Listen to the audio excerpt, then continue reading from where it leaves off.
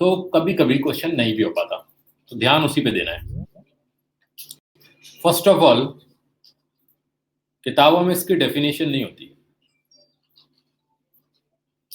Arun, sound नहीं आ रहा है?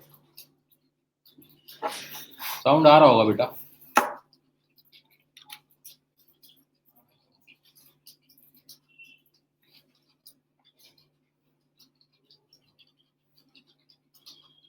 अरुण, नेटवर्क चेक करो बेटा, नेटवर्क देखो। हमारा नेटवर्क चल रहा है 694 kbps, बहुत है इतना तो।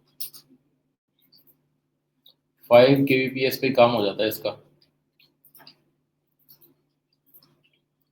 अभी आ रही है क्या अरुण? रॉय, लिसनिंग।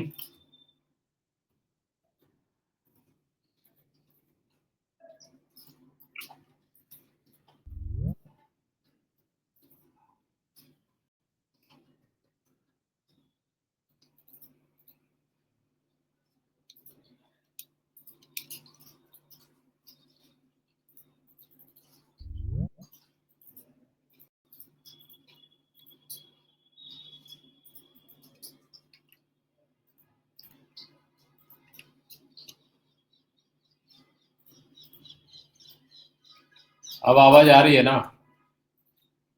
कोई प्रॉब्लम नहीं है फिर? ठीक बात है। डेफिनेशन क्या होती है? Actually prism having two refractive plane surface. पहली बात अंडरलाइन करने की यह है कि प्लेन सरफेस ही होगी। Two refractive plane surfaces inclined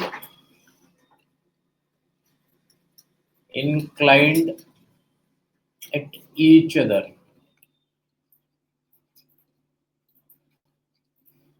and that angle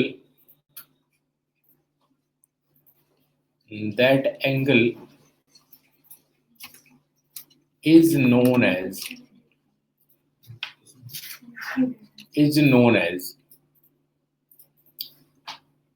a refractive angle,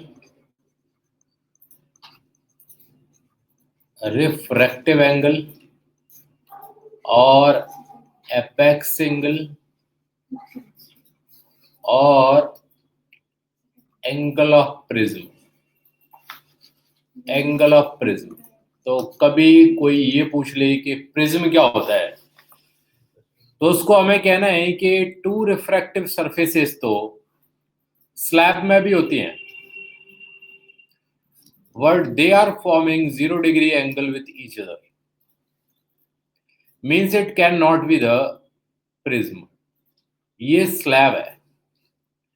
if these two plane surfaces are inclined like this or are inclined like this, then this transparent piece are known as prism।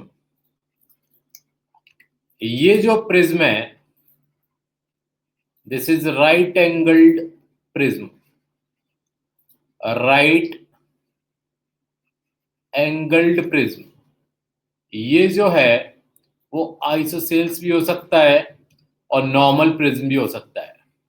यहां पर अगर दो surfaces की बात की जाए तो ये दो सरफेसेस जो बिटवीन एंगल बनाती हैं, this angle are referred as A, apex angle. इन एंगल्स को हम एंगल ऑफ प्रिज्म और एपेक्स एंगल बोलते हैं। सो फॉर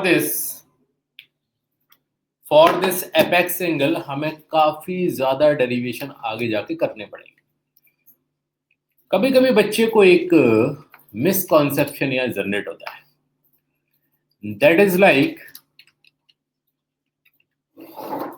कि वो टेट्राहेड्रल शेप को प्रिज्म का नाम देने लगता है। टेट्राहेड्रल शेप आर लाइक कि एक प्लेन ऐसे होगा, दूसरा प्लेन ऐसे होगा, और जो विकेंट है वहां भी तीसरा प्लेन होगा, यानी वो पिरामिड है।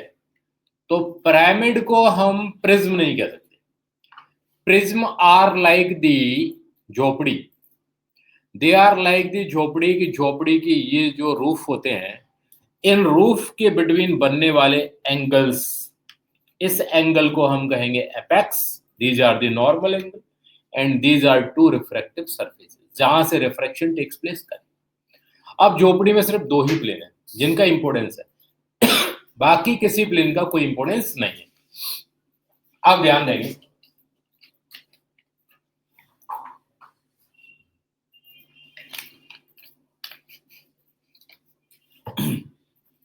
अब ध्यान बच्चा ये देता है कि झोपड़ी के सामने उसका एक गेट होगा, मेन गेट, एक उसका बैक पोर्शन होगा, बैक दीवार होगी, तो उनका कोई इंपोर्टेंस नहीं है। यानी पूरे प्रिज्म में नंबर ऑफ, अगर अपन देखें सरफेस कितनी होती है, तो दीज आर लाइक दिस,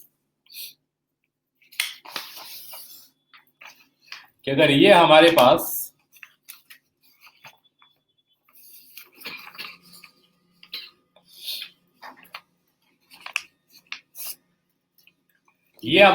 आ जाए, so these surfaces are refractive surfaces. इन दो पे काम होना है। This angle is known as apex angle, लेकिन इसके बैक पे कोई स्क्रीन आती, इसके यहां पर कोई स्क्रीन आती, इसके बेस पे कोई स्क्रीन आती, इनका कोई इंपोर्टेंस नहीं है। इंपोर्टेंस सिर्फ उन सरफेसेस का है जो हमें एपेक्स एंगल फॉर्म करके दे रही हैं। उन सरफेसेस को ही हम कहते हैं कि these are the main surfaces. ठीक है, अब चलें आगे। इतनी बात समझ में आ गई प्रिज्म क्या होता है?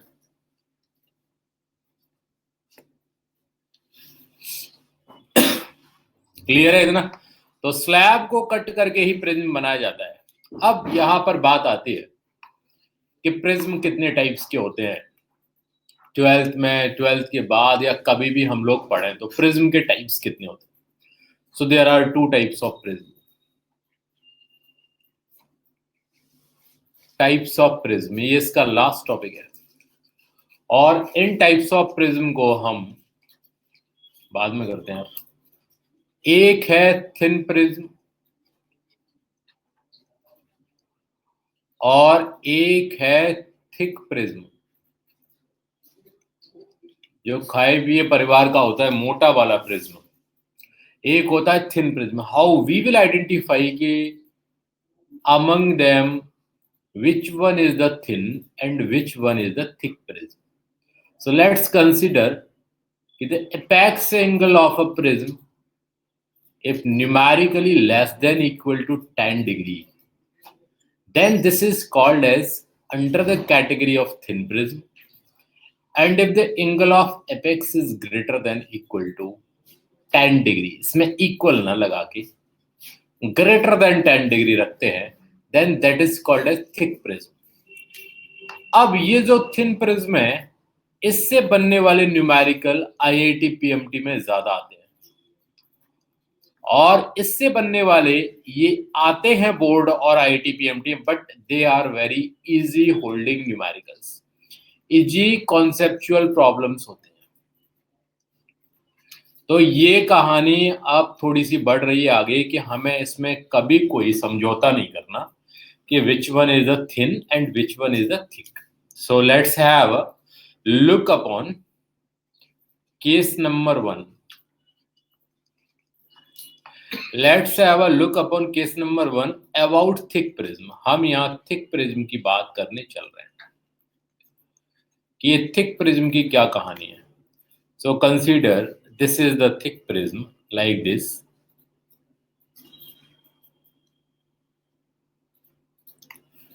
ट्वेल्थ में कोई प्रैक्टिकल कराया गया है अभी तक?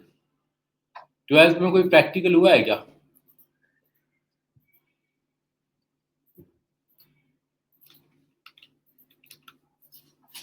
नो, ठीक है, कोविड की वजह से कोई प्रैक्टिकल नहीं हुआ, कोई बात नहीं।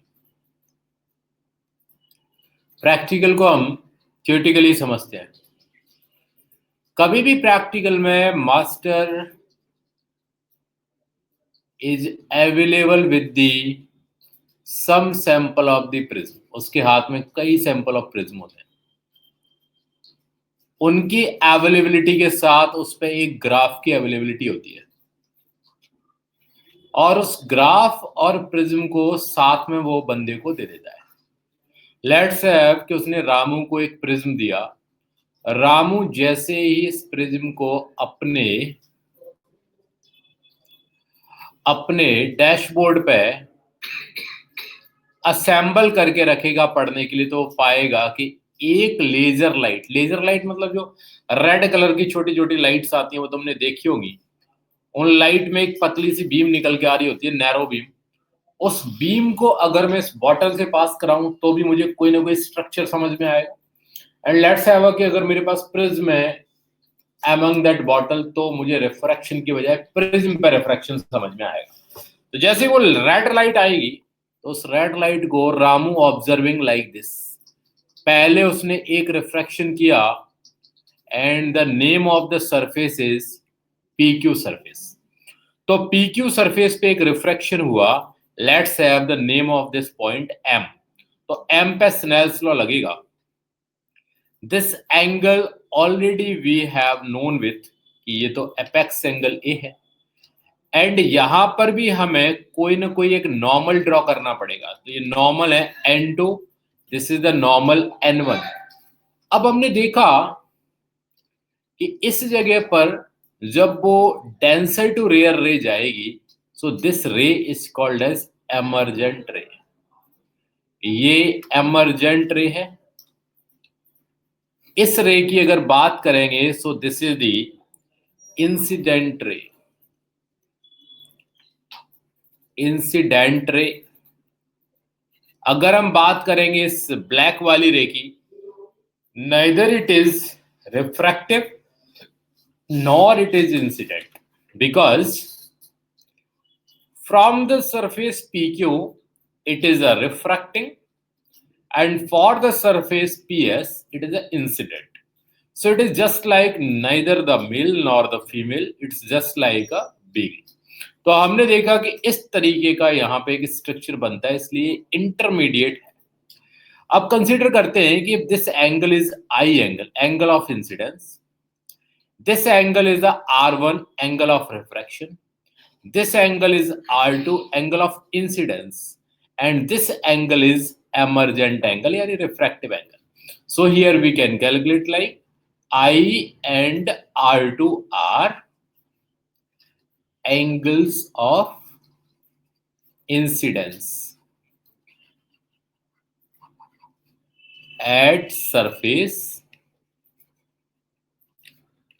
PQ and PS respectively. लिखते जाओ respectively, इतना लिखो। R1E जो है ना, तो R1 एंड E की अगर बात करें, सो पिक्चर में ये चीजें R1 and E R angle of refraction, angle of refraction,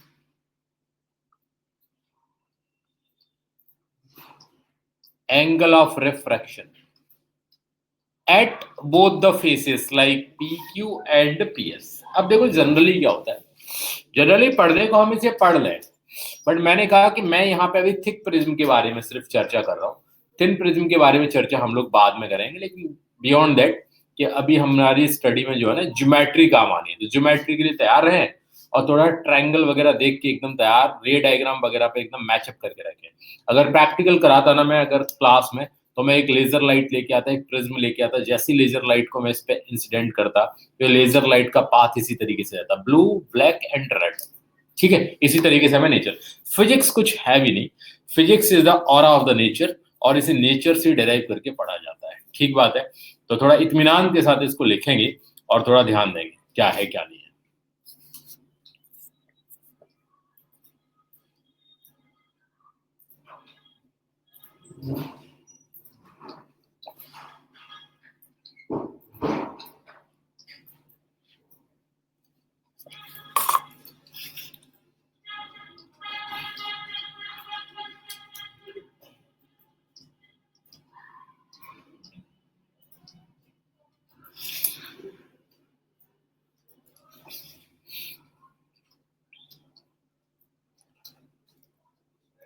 Behind me, there is an observer called Praveen Bhai.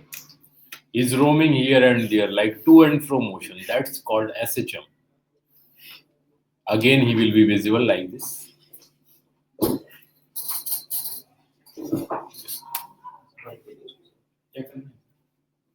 जो ये पहले जा चुका है ना बी में क्लिनिक हुआ है तेरा कोई भी रहा हो तो बता देना ठीक है कोई ये जा चुके हैं सब वो मेन कॉपी अपने में नॉर्मल हो गया, डन हो गया भाई, ठीक बात।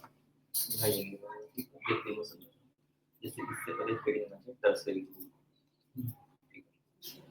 ये है फॉर्मेट की गलती है ये यहाँ होना चाहिए थोड़ा यहाँ ठीक है। So consider these are the prism surfaces. This is the ray incident. This is the normal. This is like this. This is normal. This is like this. And this is I. This is R1. This is R2 and this is E. अब हम लोग देखते हैं कि ये angle A है, ये P है, ये Q है, ये R है। ध्यान से देखो, if we want to find the deviation of prism here, जैसा पहले केस में हम पढ़ रहे हैं डेविएशन ऑफ प्रिज्म, तो अगर डेविएशन ऑफ प्रिज्म हमें पढ़ना है तो मैं ऐसा कह सकता हूं कि इंसिडेंट रे इस तरीके से जानी थी और इमर्जेंट रे पीछे जाके मिलनी थी, and this is the position where the net deviation of prism will take place. तो यहाँ पे मुझे नेट डेविएशन मिला डेल, तो डेल प्रिज्म को मैं कह सकता हूं कि it is equal to del 1 plus del 2। दो सरफेस पे रिफ्रैक्शन हुआ है, एक m पॉइंट पे रिफ्रैक्शन हुआ है, एक n पर हुआ है, तो m और n पे इंडिविजुअल रिफ्रैक्शन देख लो। अब जब भी उसने अपने रास्ते से थोड़ा सा अपने आप को डेविएट किया तो ये रास्ता मिला होगा I माइनस R1, क्योंकि ये R1 है, ये R1 है, तो ये मुझे मिला होगा यहाँ पे angle I minus R1 clockwise, तो ये मिलेगा मुझे I माइनस R1 क्लॉकवाइज। और यहाँ पे डेविएशन अगर हमें ऐसी भी प्रॉब्लम है तो अगर हम इस जगह पे इस प्रिज्म के इस रास्ते को देखें तो इस तरीके से बैंड हो रहा है, then this angle is the del 1 and this angle is the R1 and this angle is the I, तो ये मुझे मिलेगा I minus R1। Similarly I am getting del 2 equal to E minus R2 clockwise and that is a net deviation. Net deviation of prism जो हो गया वो हो गया मेरे पास I plus E minus R1 plus R2, ये आ गया R1 प्लस R2। अब क्या है बंदा इसका यूज कैसे, यूज ऐसे करना है, ये वाला ब्रिज है, ये वाला ब्रिज यूज भाई लोग ऐसे करना है कि अगर हम किसी प्रिज्म में इस आने वाली इंसिडेंट रे के साथ ये जो एंगल फॉर्म कर रहे हैं R1 और ये जो एंगल फॉर्म कर रहे हैं R2 और ये जो फॉर्म कर रहे हैं A, तो सबको पता है कि ये तो 90 डिग्री है एंगल, ये एंगल 90 डिग्री है और ये भी सबको पता है ये भी 90 डिग्री है। क्वाड्रिलेटरल का टोटल एंगल ऑफ सम जो होता है वो 360 होता है। मीन्स अगर इस एंगल को मैं x मान लूं तो मुझे इतना पता चल जाएगा कि R1 plus R2 plus x is equal to 180 है, बिकॉज हम ट्रायंगल के अंदर देख रहे हैं, और क्वाड्रिलेटरल के अंदर देखें तो a प्लस x ये मुझे 180 के इक्वल मिलेगा। और अगर ये 180 के इक्वल मिलेगा तो इन दोनों इक्वेशंस को अगर मैं सॉल्व करूं या सब्ट्रैक्ट कर दूं तो सिंपली मुझे ये मिल रहा है कि राइट हैंड साइड इक्वल है, एक्स एक्स इक्वल है, तो a इज इक्वल टू आ जाएगा यहां से R1 प्लस R2, ये आ जाएगा R1 प्लस R2। तो यहां पे मैं इसे रख दूंगा कि del is equal to I plus E minus A, I plus E minus A, तो ये ए की वैल्यू आ गई, ए यहाँ पे एंगल ऑफ एपेक्स है।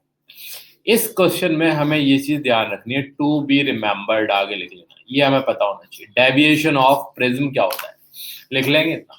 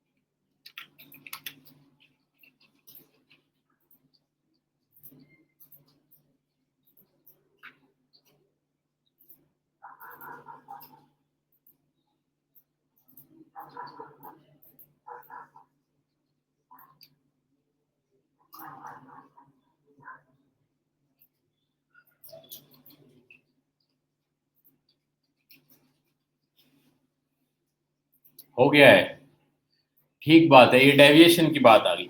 अब देखो इसी जगह पे एक इम्पोर्टेंट, जिसपे कि एचसी वर्मा में कई सारे क्वेश्चंस दिए गए हैं, and these are basic numericals.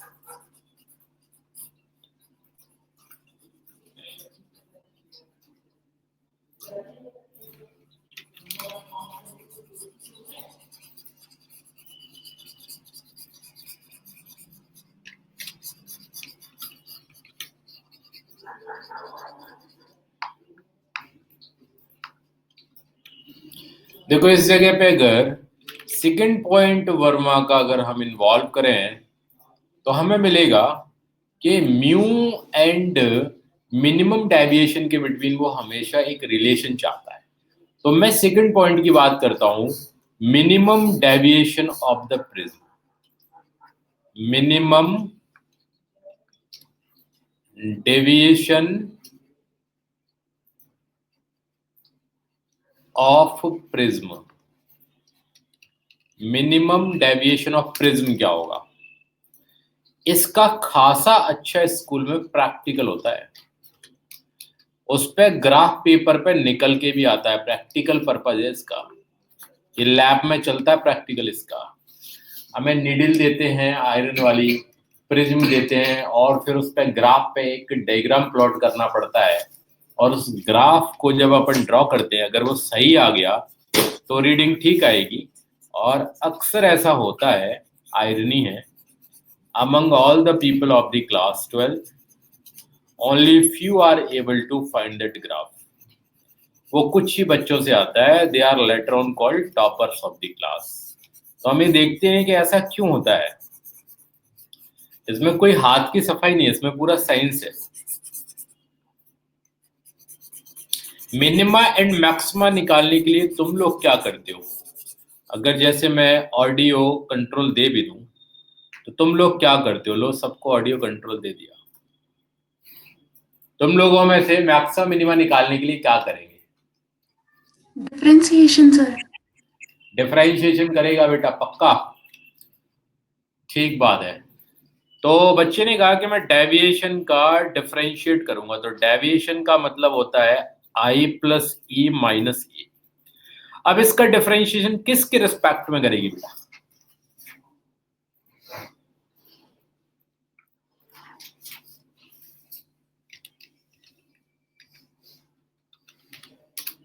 ये तो कांस्टेंट है प्रिज्म का, अपने हाथ में जो प्रिज्म है उसका ए कांस्टेंट है, तो अगर ए कांस्टेंट है तो ए का तो करना ही नहीं है भाई, उसके साथ तो ले ही नहीं सकते डिफरेंशियल।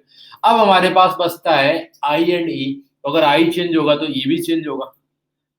तो मतलब तन्ना ने जो बोला है वो बात एकदम सही है, बट यहाँ पे ये चीज लेना इम्पॉसिबल टास्क है, क्योंकि यहाँ दो दो वेरिएबल है, I and E are two separate variables, for them simultaneously we can not differentiate it. तो ये प्रोसेस जो हम फिजिबल नहीं बना पा रहे हैं, इसलिए हम यहाँ ग्राफ में ही इसकी स्टडी करते हैं। तो ये बात समझ लो कि प्रिज्म के मिनिमम डेविएशन को फाइंड आउट करना ग्राफ से ज्यादा अच्छा डिफरेंशियल मेथड नहीं दे सकता। ठीक है, चले आगे। Yes sir. अब देखो कि अगर ग्राफ बनाते हैं तो ग्राफ का नेचर कैसा आता है। सो द ग्राफ का नेचर विल बी लाइक ये डेविएशन का ग्राफ है और इंसिडेंट एंगल के चेंज होने पर है। इसका मतलब मुझे यहाँ डिफरेंशियल भी लेना होता तो मैं ऐसे लेता D del by D I, लेकिन ये मुझे किसी बुक्स में नहीं मिलेगा बिकॉज यहाँ पे दो दो वेरिएबल आ जाते हैं। या तो मैं ई को आई के फॉर्म में लिख लूं, और ई को जब मैं आई के फॉर्म में लिख लूंगा तो डिफरेंशियल हो जाएगा, अन्यथा यहां अभी डिफरेंशियल करना मुश्किल है। तो अभी जैसे ही ग्राफ बनता है ना, that graph will like the Nike का जो साइन होता है ना, नाइकी का जो साइन होता है ना, ऐसा करके ये ग्राफ आता है। It is asymmetrical graph. ये एसिमेट्रिकल होता है, इस लाइन के लेफ्ट में अलग पोर्शन होगा, राइट में अलग होगा। बट इस ग्राफ की एक खासियत है कि किसी दो अलग अलग वैल्यू ऑफ आई के लिए इक्वल डेविएशन रखता है। जैसे यहां पर इसकी वैल्यू मैंने I1 मानी, इसकी I2 मानी, और इनके लिए दोनों के लिए डेविएशन सेम है। लेकिन कोई एक ही मात्र ऐसी वैल्यू होगी जिस पर कोई I आएगा और वो I एग्जैक्टली E के इक्वल होगा, and for that the deviation will achieve minimum. तो इस वैल्यू के लिए ये मिनिमम डेविएशन देता है। तो मतलब प्रैक्टिकल में जब मेरे सामने कोई प्रिज्म होता है तो मैं उसमें लेफ्ट से भी लेजर लेके जाता हूं किसी एक कंपास से देखते इतने एंगल पर, और एक बार फिर राइट से भी लेके जाता हूं तो मैं देखता हूं जब ई आई जैसा लगेगा और जब आई ई जैसा लगेगा तो क्या मुझे लाइन में सेम रिट्रेसेबिलिटी फाउंड हो रही है। अगर फाउंड हो रही है तो उस बात को मैं कहता हूं कि minimum deviation is found when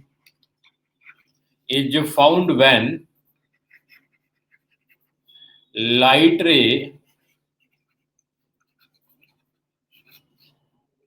retrace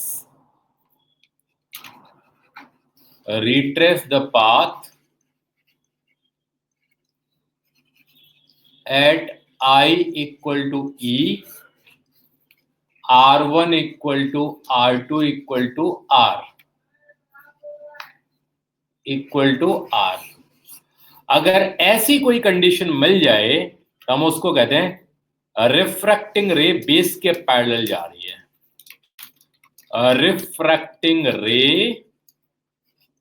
parallel to base face of prism. इसका मतलब है कि प्रिज्म के बेस के साथ कैसी जा रही है, ये पैरेलल जा रही है। जैसे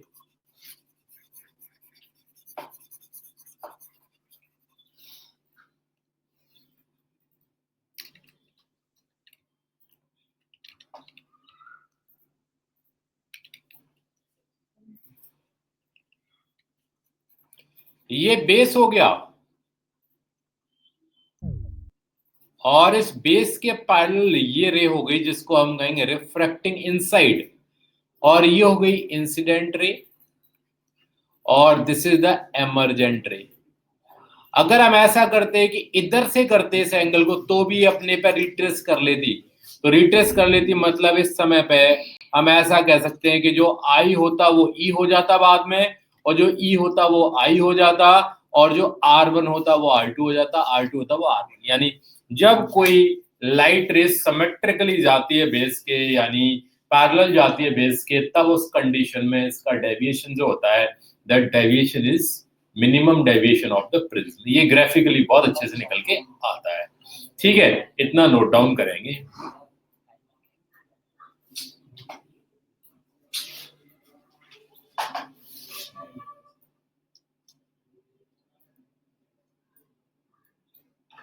ये थ्योरी क्यों टाइप करा रहे हैं हम? न डालने वाला ना,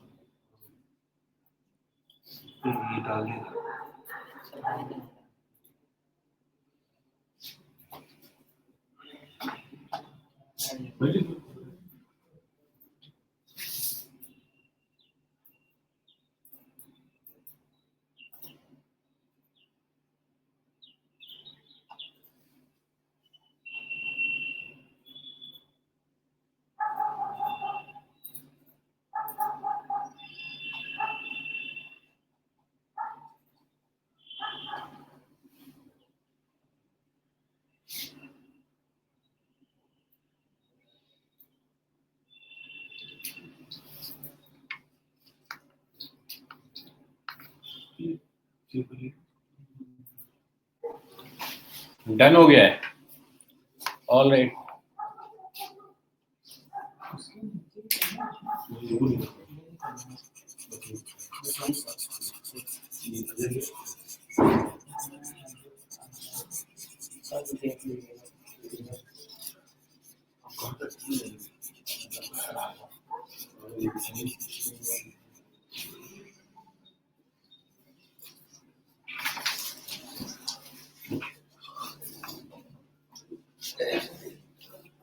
सो from here I equal to E equal to को हम I ही बोल देते हैं, और R1 equal to R2 equal to को R से बोल देते हैं।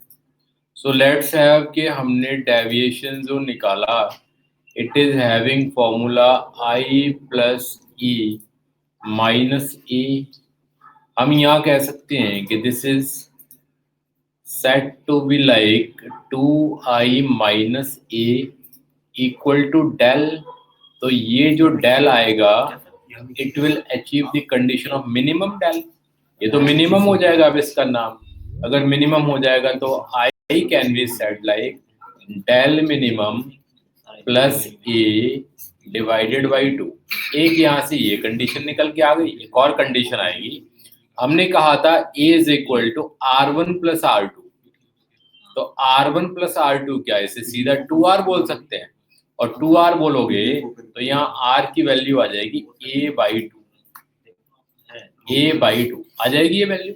अगर ये A बाई 2 की वैल्यू आ गई,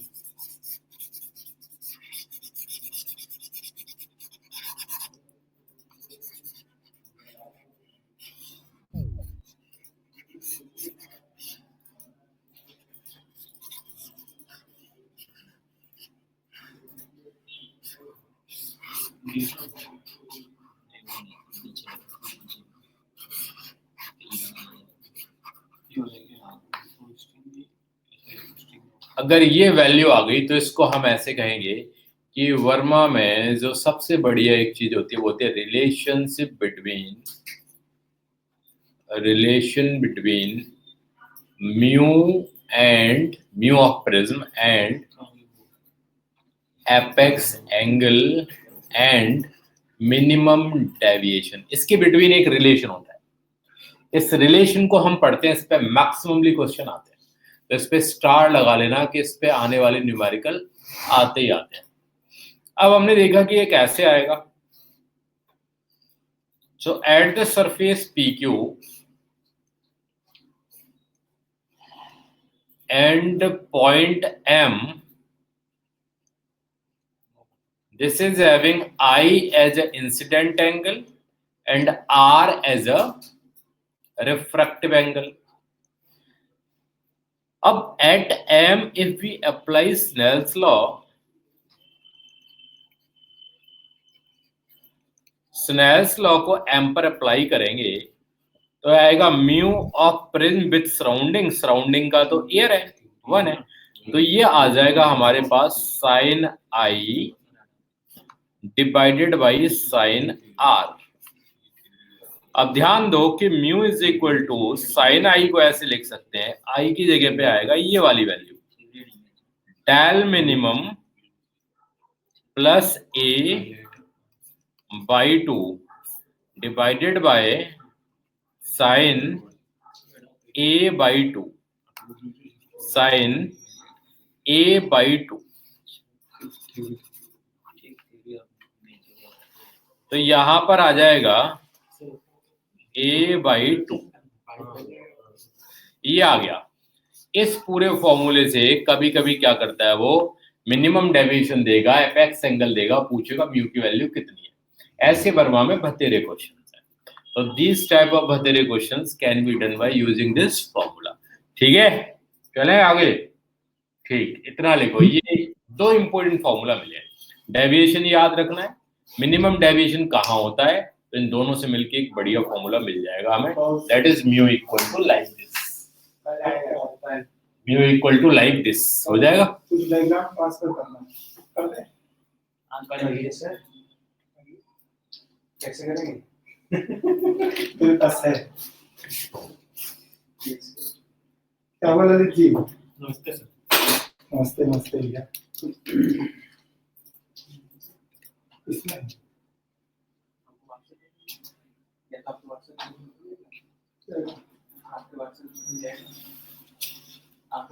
फाइल सेव कर देना अपना। चला जाए। नहीं सर, बस 1 मिनट। कैसे ट्रांसफर होती है? ये सही है। ये सब दिखने हैं हो गया सर। इसी लेकिन क्या है कि टेंशन कुछ नहीं है। आपको हम व्हाट्सएप भेजते थे ना। अब देखते हैं what about the thin prism. Thin prism की क्या कहानी है?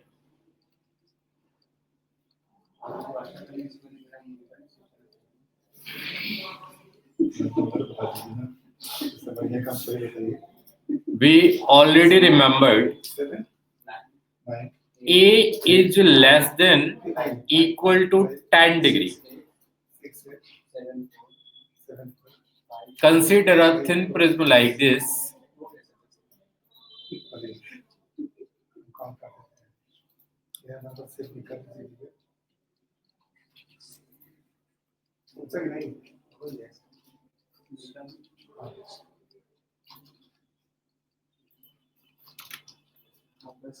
This is I, this is R1, this is R2, this is emergent angle E.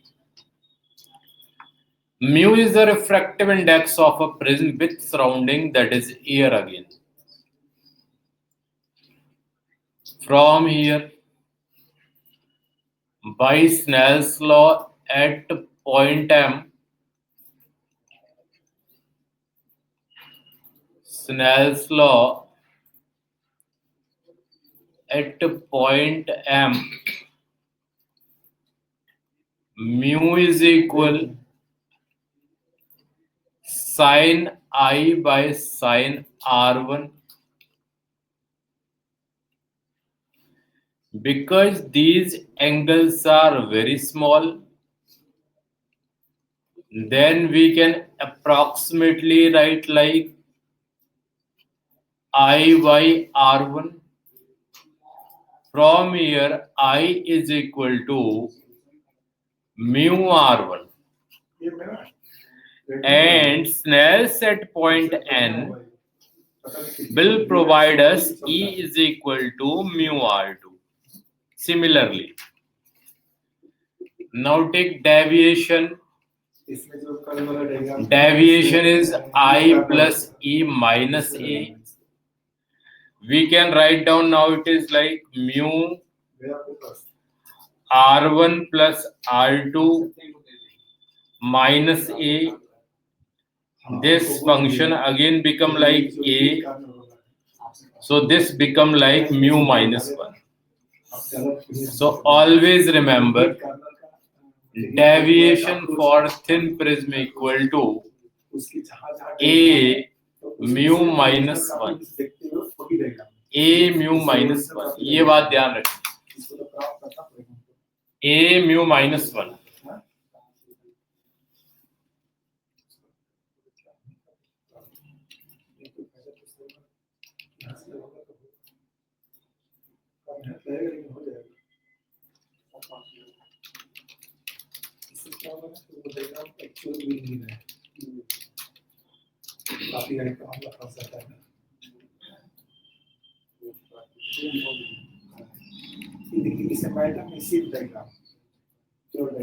Cut करके एग्जाम जितना हो गया है थिन प्रिज्म का deviation. Main copy master copy भेजते हैं, उस कॉपी में यही मैटर है और ये डायग्राम ठीक बात। टाइप कर दिया, उसके नीचे ये सेट करते जाएंगे।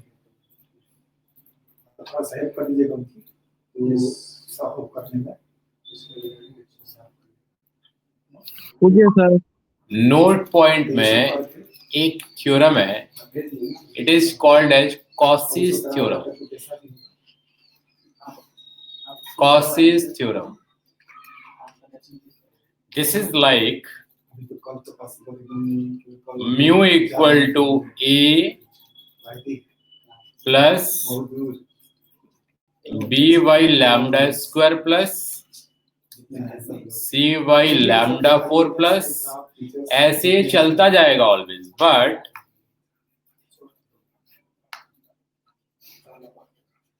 but more terms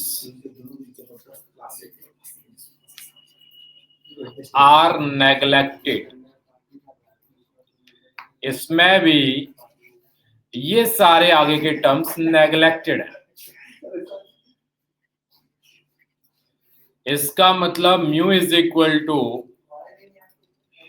A plus B by lambda square is the only theorem.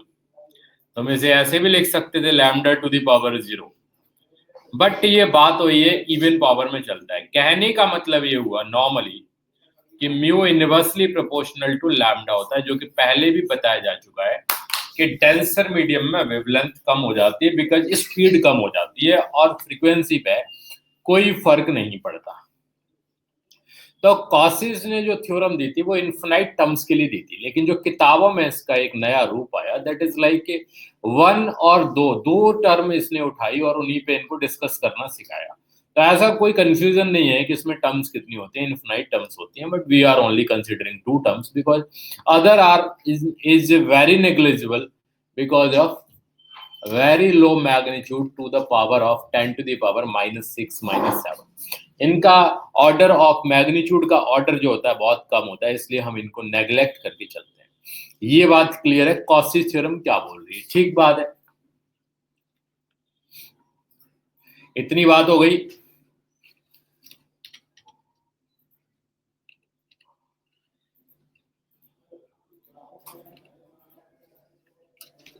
Sir एक बार और समझा दीजिए, आवाज कट गया था। कितना कोटा, कहाँ से कोटा? नोट से, एक नोट के पहले से। सर लिख रहे थे तो आवाज नहीं आ रहा था। ये कॉसीस थ्योरम वाला, ठीक है। कॉसीस एक भैया का नाम था, ये एक्चुअली यूके के रहने वाले थे। बाद में इनने 2 कंट्री और अडॉप्ट किए, नेशनलिटी मिली इनको, फ्रांस की भी मिली उसमें। तो जब ये फ्रांस में काम कर रहे थे तो इन्हें एक दिन देखा कि जब मैं लेजर लाइट को एयर में ट्रैवल करवाता हूँ तो ये जल्दी चली जाती है, और जब इसी लाइट को मैं ग्लास और किसी डेंसर मीडियम से ट्रैवल कराता हूँ तो इसकी स्पीड कम हो जाती है। तो भैया को एक बात समझ में आई खाते खाते कि एक चीज तो है, वेवलेंथ कम जरूर होगी अगर मीडियम की म्यू ज्यादा होती जाए। तो उन भैया ने इसका एक ऑर्डर निकालने की कोशिश की। इस ऑर्डर को अपन एम्पिरिकल ऑर्डर कहते हैं। कौन सा ऑर्डर? Empirical order. ऐसे फॉर्मूले जो एक्सपेरिमेंट पे डिपेंड होके बनाए जाते हैं उनको अपन एम्पिरिकल फॉर्मूला बोलते हैं। तो एम्पिरिकल फॉर्मूला इन्होंने बनाया on the basis of mathematics as well as the experiment. इन्होंने पाया कि mu of the refractive index यानी mu of the material it is equal to a any constant that is called Cauchy's constant plus b alpha beta Cauchy's constant plus c, ये सारे d e f बहुत सारे constant आते हैं, divided by lambda की power 0 divided by lambda की power 2 divided by lambda की power 4 divided by lambda की पावर 6 8 10 इवन में आती जाएगी। बट किताबों में इसका एक संक्षिप्त रूप दिया हुआ है कि कॉसीस थ्योरम बोले तो इतना, बस इतना। इसको ऐसे लिखा जाता है mu equal to a plus B upon lambda 2। Sir lambda not कहाँ से आ गया? ये लैम्डा नॉट का मतलब 1 होता है। किसी की पावर 0 होगी तो उसकी वैल्यू कितनी आएगी? Yes sir 1। तो ये एम्पिरिकल फॉर्मूला है, इसने ये बताने की कोशिश की कि लैम्डा के इनवर्सली हमेशा म्यू रहेगा, जो कि साइड है मैंने बता रखा है कि तुम्हें कॉसी वाई से कोई मतलब ही नहीं है। कॉसी तो मर गया, आप क्या है, वो तो अमर है इस फॉर्मूले से, लेकिन इससे मतलब है इस फॉर्मूले से, mu inversely proportional to lambda. Yes sir. हाँ, जनकपुरी आकाश में एक मैम पढ़ाती थी, याद आया इस फॉर्मूले से। मैडम का नाम था स्वीटी उज्जवल, तो पढ़ाती थी बढ़िया, 5-7 साल से पढ़ा रही थी। एक दिन डाउट सेशन में हमारे साथ बैठी थी बगल में, एक लड़का आया, लड़के ने पूछा मैम ये बताइए, ये जो कॉसिज फॉर्मूला है ना, इसका एक्सपेंशन कितना होता है? अब मैडम थी, नाम है स्वीटी मैम, तो नहीं पढ़ा था उन्होंने इतना, तो कहते तुम्हें इससे क्या मतलब, लड़के को डांट के भगा दिया। अरे डांट के नहीं भगाना है भाई, प्रभात तुमको ये बताना होता है मुझे बस कि इसकी उत्पत्ति कहाँ से हुई, ओरिजिन कहाँ से हुआ, और इस साइंटिस्ट ने क्यों पढ़ा था, क्या ये आईआईटी लेवल का है या नहीं है। अगर नहीं है तो उसको बता दो कि लेवल का क्या है, तो लेवल का सिर्फ वो एक घेरा सा बनाया हुआ है, mu inversely proportional to lambda, that's all, इसके अलावा नहीं। तो एक कॉसिस फॉर्मूला है। चले आगे। Yes sir. अब इस फॉर्मूले ने क्या बवंडर किया फिजिक्स के अंदर। So now we will start a बवंडर ऑफ डिस्पर्सन। तो लिखेंगे बवंडर of dispersion, case number 2। Prism में दूसरी हेडिंग है, it is called as dispersion, dispersion of prism. और उसमें भी कौन से प्रिज्म का देख रहे हैं हम? थिन प्रिज्म का। तो क्या थिक प्रिज्म डिस्पर्सन नहीं करता? अरे करता है भाई, करता है। डेविएशन तो दोनों करते ही हैं, अलग अलग फॉर्मूले भी हैं, दोनों डिस्पर्सन भी करते हैं, लेकिन डिस्पर्सन का जो वैल्यू है, जो निखार है, जो क्लियरिटी है, वो हमें थिन में ज्यादा महसूस होती है। इसलिए लोगों ने डिस्पर्सन को थिन प्रिज्म में ही पढ़ा। कभी कभी नई स्केल लेके आते होगे फाइबर की, लेके आते हो, जो प्लास्टिक फाइबर की एक नई स्केल होती है ना, यस सर। अगर वो लेके आते हैं हम, उसको भी अगर धूप के सामने करके पेपर के ऐसे करोगे तो इसमें रंग बिरंगे वो आ जाते हैं, आ जाते हैं। यस सर नहीं आता है।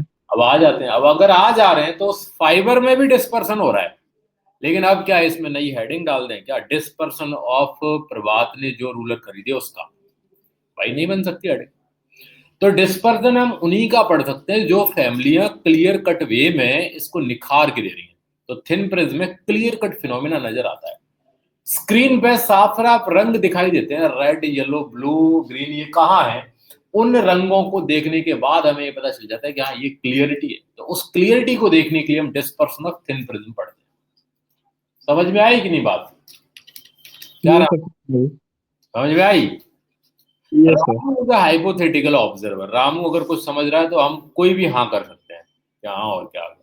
रामू इज अ यूनिवर्सल, भगवान की तरह रामू हर कण कण में व्याप्त है, हर थ्योरी में व्याप्त है फिजिक्स। तो रामू को अगर ये बात समझ में आ गई तो रामू ने थिन प्रिज्म पे कोई क्वेश्चन नहीं उठाया कि ऐसा क्यों हुआ। अब जैसे ही थिन प्रिज्म बना, तो थिन प्रिज्म बनने के बाद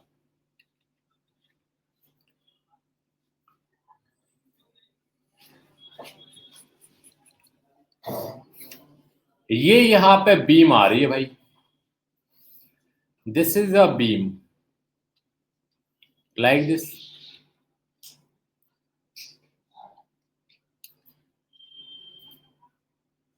ये एक इंसिडेंट रे आ रही है। इस इंसिडेंट रे में कई कलर होते हैं। क्यों कलर होते हैं? क्योंकि दिस इज व्हाइट लाइट। कौन सी लाइट है? White light. अपन ने कहा यार ये तो व्हाइट लाइट है, तो ये व्हाइट लाइट आ रही है। बनाई भले ही मैंने कैसे, रेड से, लेकिन है व्हाइट लाइट है। क्योंकि कलर अपने पास 3 ही दिए हैं बस भगवान ने, मतलब इसमें पढ़ाने के लिए बस 2 ही 3 कलर हैं अपने पास। तो व्हाइट लाइट आ रही है। अब इस व्हाइट लाइट ने क्या किया, जैसे ये नॉर्मल से टकराई तो इसने मन ही मन बात की, क्या तुम्हें ऐसा नहीं लग रहा कि हमारे अंदर तो बहुत सारे लैम्डा है? तो कहेगा हाँ है ना। V है, I है, B है, Z है, Y है, O है, R है। उन्होंने कहा इतने सारे लैम्डा हैं, वो भी अलग अलग कलर की लाइट आ रही। तब तक भाई कौशी भाई ने ये बात सुन ली और कौशी भाई ने कहा कि देखो ऐसा है ना, mu inversely proportional to lambda होता है भाई। तो कौशी भाई ने ये बात सुनी और कौशी भाई ने जैसे सुनी वैसे ही हमने भी सुन लिया। तो थिन प्रिज्म का डेविएशन होता है ए म्यू -1। तो हमने कहा यार इसका मतलब ये है कि अगर 7 लैम्डा है तो 7 म्यू है, और 7 म्यू है तो 7 डेविएशन है, और 7 डेविएशन का सिंपल मतलब है हर कोई अपने अपने रास्ते पे निकलेगा। तो why deviation takes place in the prism? क्योंकि इसके अंदर जो कंबाइंड फॉर्म और सेट ऑफ लैम्डा है, वो सेट ऑफ लैम्डा अलग अलग म्यू जनरेट करता है या अलग अलग म्यू रखता है, और उन अलग अलग म्यू के होने की वजह से डेविएशन का फॉर्मूला म्यू पर डिपेंड है। If this formula of mu depends upon answer, बस अभी होगी 5:30 पे गुरु, आ रहा हूँ। बहुत सुनिए तो थोड़े से ज्यादा हो तो दे दीजिए, कोई दिक्कत नहीं। सुनिए, हमें एग्जैक्टली जरूरत है वो 3200 की।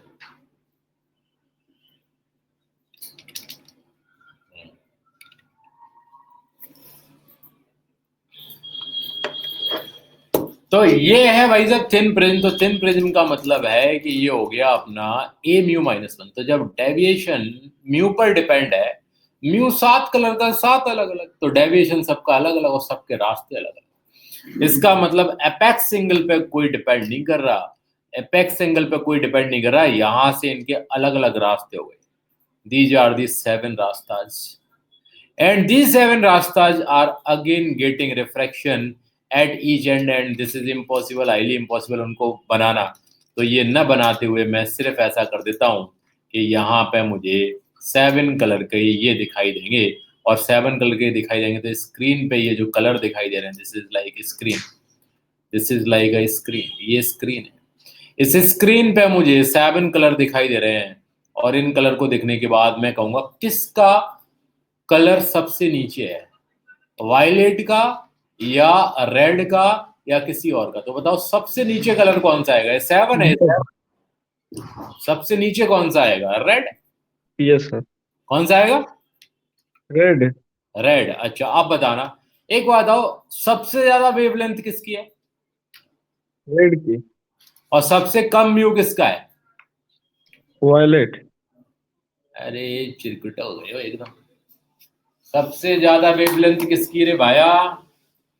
रेड की। सबसे कम म्यू किसका? रेड का। रेड का। Yes sir. तो सबसे ज्यादा म्यू किसका? वायलेट का। यस सर, वायलेट का। वायलेट जो है वो ज्यादा रखता है रेड से, मतलब मैंने एंड टू एंड कंपैरिजन करवा के यहाँ पे लिख दिया।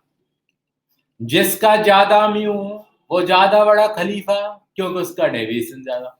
तो डेविएशन होगा, deviation of violet is more compare to deviation of red. बोलो बात समझ में तो नहीं आ गई?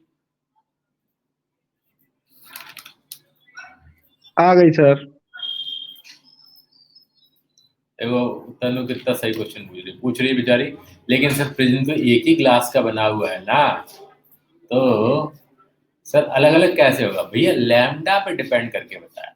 मटेरियल की कैरेक्टरिस्टिक एक नॉर्मल लाइट और एवरेज लाइट के लिए ग्लास को 3/2 बोलती है बेटा, म्यू इक्वल टू 3/2। लेकिन जब इसमें लैम्डा चेंज होगा तो ये अब इस ग्लास को किसी और नजरिए से देखेगी। यही तो कौशी भाई अपनी पूरी जिंदगी लगा दी है बताने फ्रांस के अंदर। इसका मतलब यह है कि लैम्डा चेंज होते ही भले ही मीडियम सेम हो, रिफ्रैक्टिव इंडेक्स दूसरा नजर आने लगेगा। समझ में आ रही है बेटा? ठीक। अब वायलेट अगर ज्यादा हो गया तो वायलेट का मतलब है कि सबसे नीचे जो आ रहा होगा वो अपना रास्ता सबसे ज्यादा भटका होगा। It mean this is the incident direction, और इस इंसिडेंट डायरेक्शन ने इस जगह पर एक एंगल फॉर्म किया है and this angle is nothing, it is deviation individual colour violet. ये डेविएशन वायलेट कलर का आ गया और ये डेविएशन आ गया रेड कलर का। तो सबसे कम डेविएशन रेड का होता है भाईजान और सबसे ज्यादा किसका होता है? वायलेट का होता है। वेबजियोर। अब एक बात आओ, ये वेबजियोर की बात आ गई कि डेविएशन की चर्चा तो हो गई। अब ऊपर अपन ने क्या लिखा है हेडिंग में? अब बोलोगे? Dispersion of prism. हाँ, तो डिस्पर्सन की तो बात ही नहीं हुई। Dispersion of thing. बार बार चिल्ला रहा है डेविएशन डेविएशन डेविएशन और हेडिंग डाल रहा है डिस्पर्सन। तो अब सुनो ध्यान से, और these are two most compact terms जिनमें हमें हमेशा मिसकॉन्सेप्शन होते हैं, कंफ्यूजन हो जाता है कि यार क्वेश्चन में डिस्पर्सन पूछा डेविएशन पूछा, इसलिए मैंने कहानी तुम्हें याद दिला दी कि हमेशा तुम्हारे साथ होता रहेगा, तुम्हें समझ नहीं आएगा करना क्या है। तो एक चीज हमेशा याद रखो, जब रंग रंग का, जब कलर और कलर का भेद समझाना हो ना, तो डिस्पर्सन नाम यूज होता है। और जब रंग का किसी इंसिडेंट एंगल के साथ डायरेक्शन देखना हो, किसी भी रंग का इंसिडेंट के साथ, तो डेविएशन नाम यूज होता है। अभी बताओ, मैंने रेड कलर का जो आर्क लगाया है वो कहां से स्टार्ट किया? इंसिडेंट के एंगल से। और कहां की तरफ जा रहा है? कलर की तरफ। तो ये क्या होगा बोलो? डेविएशन। और अगर मैं रंग रंग के बीच का एंगल देखता तो मैं क्या बोलता इसे? डिस्पर्सन। डिस्पर्शन। नंबर। भाई तुम तो एकदम सही हो, एकदम सही आदमी। So let's have a look upon the dispersion. की डिस्पर्सन क्या है, इतना नोट डाउन करो तब। सर अगर जो स्क्रीन जहाँ पर रखा है वहां पर फिर एक प्रिज्म लगा देंगे तो वहां से फिर व्हाइट लाइट निकल जाएगी। कहां से? मतलब स्क्रीन की जगह पर प्रिज्म रख देंगे तो स्क्रीन की जगह फिर प्रिज्म रखोगे तो कॉम्बिनेशन ऑफ प्रिज्म हेडिंग बन जाएगी, तो फर्दर डिस्पर्सन हो जाएगा। यानी जो डिस्पर्सन हुआ उसको तुम सही भी कर सकते हो, तो वो आगे आएगा कॉम्बिनेशन में। उनके नाम हो गए fleet and crown. Yes sir.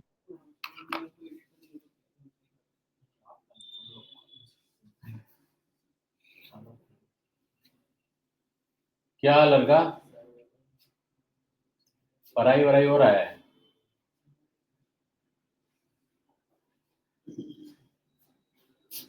Tanna, yes sir. ये लड़की पढ़ाई हो रही है कि नहीं? Yes sir. ठीक है बेटा। सर लड़का डाउट। लड़का नहीं बोलते हम लोग, लड़का बोलते हैं। क्यों सर? अच्छा लगता है? पढ़ाई नहीं, पढ़ाई है, पढ़ाई। मेरे फिजिक्स वाले सर भी सर बिहार के हैं, वो भी ऐसे ही बोलते हैं जो स्कूल में थे। हाँ, तो उनको बताओ कि अरे भैया ये पढ़ाई होती है, पढ़ाई नहीं होती।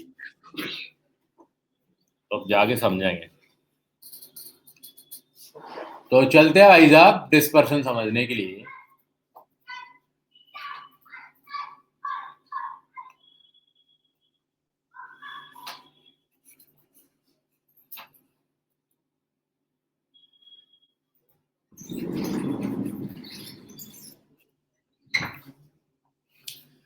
देखो, डिस्पर्सन का मतलब कंफ्यूजन तो खत्म।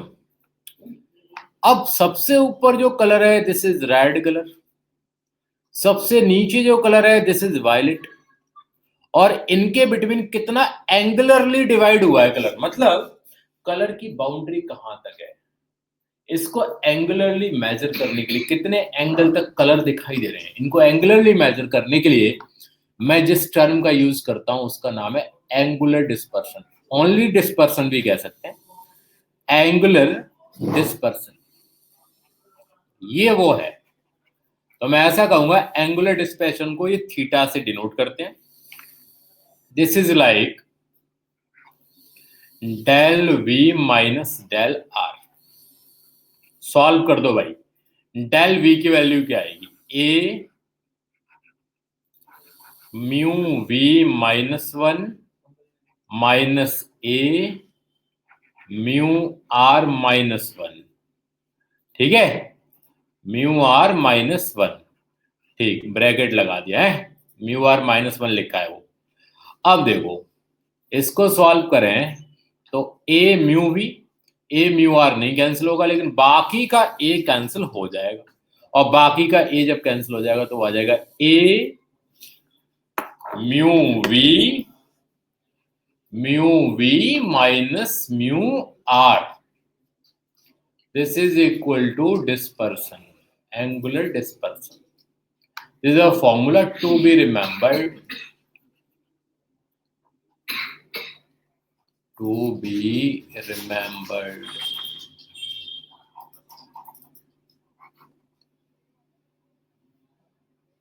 हेलो,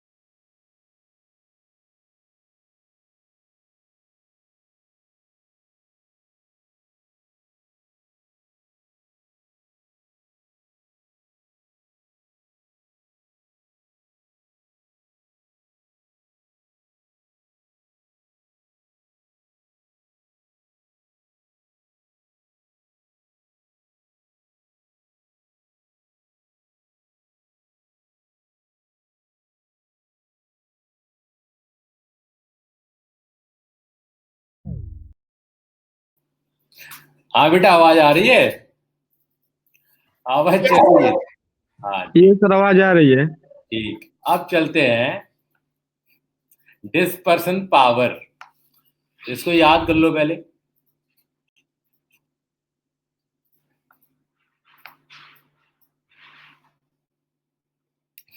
कैरेटाइजर तुम्हारी भी ले लेगा, सही है।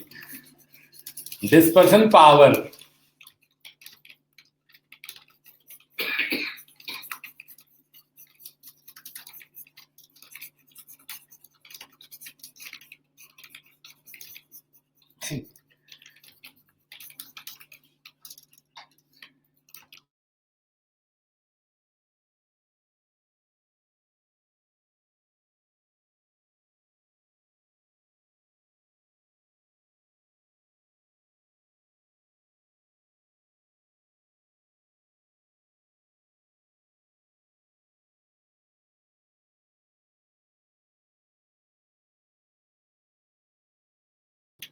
आवाज तो नहीं आ रही बेटा?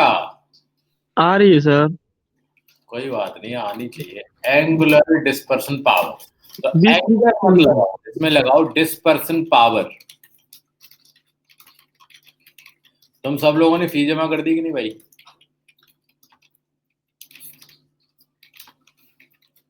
सबकी फी जमा है ना भाई? Yes sir.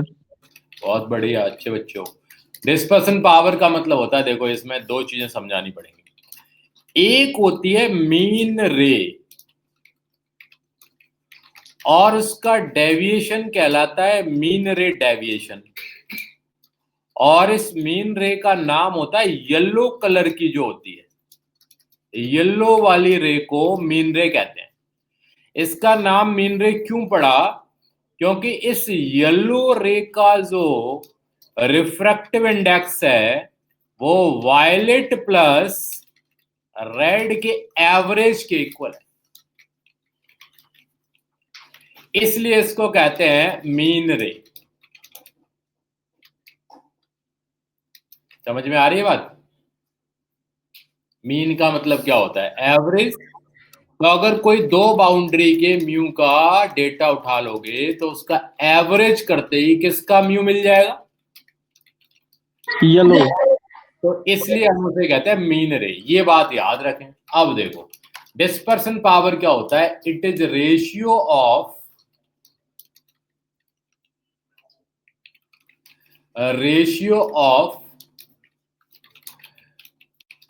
dispersion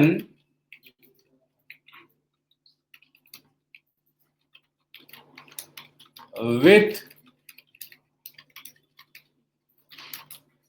mean ray deviation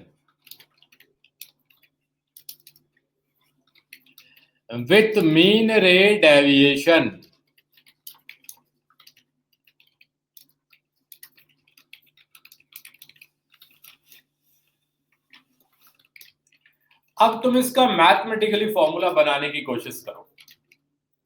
इसका मैथमेटिकल फॉर्मूला क्या बनेगा?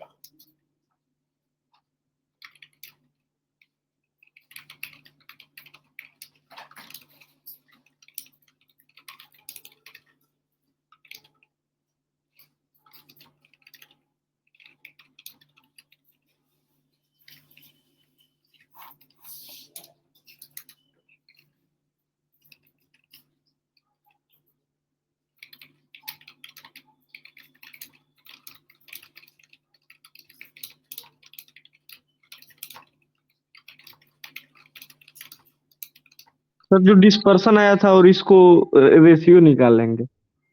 अरे तभी तो समझाया मैंने, डेविएशन अलग वर्ड है और डिस्पर्शन अलग वर्ड है। तो ध्यान से रखो क्या होगा। डिस्पर्सन पावर का जो सिंबल होता है रिप्रेजेंट करने के लिए वो होता है ऐसे करके omega, W W type.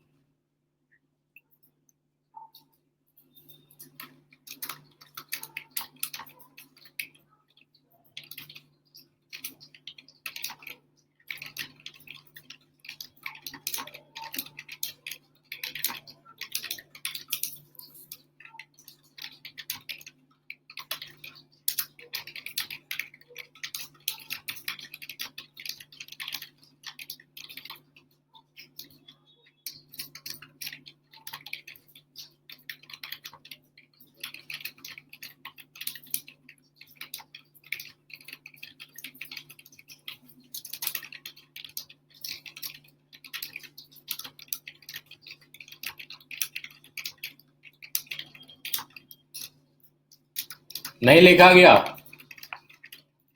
No sir. बहुत बढ़िया।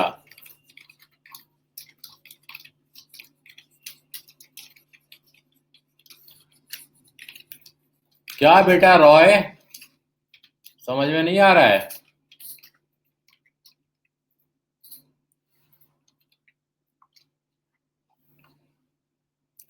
ओमेगा इज इक्वल टू आएगा, डिस्पर्सन बोले तो A mu we minus mu are divided by deviation बोले तो येलो का A mu yellow minus 1, that's all. यही तो डेविएशन का फॉर्मूला होता है। ए से कैंसिल हो जाएगा and from here we are getting mu we minus mu are divided by mu yellow minus 1। बोलो समझ में अब आ गई कि नहीं बात? यस सर आ गई। लिखो लिखो लिखो। इसीलिए तो पहले होता है रंग रंग का भेद तो डिस्पर्सन है, रंग इंसिडेंट रे का तो भाई डेविएशन है। दोनों के फॉर्मूले अलग अलग हैं। पावर का मतलब होता है मैं रेट देखना चाहता हूं कि येलो रे से रेड कितने दूर तक भागा है और येलो से वायलेट कितने दूर तक भागा है, कौन कितना नजदीक है। इसका कंपैरेटिव एनालिसिस करने के लिए इस टर्म का यूज करते हैं, दैट इज डिस्पर्सन पावर। ये जितना इसका वैल्यू ज्यादा आएगा ना उतना ही डिस्पर्सन बेकार हुआ है। और जितना इसका वैल्यू कम आएगा उतना ही डिस्पर्शन बढ़िया हुआ है, मतलब हमें क्लियर दिखेंगे कलर।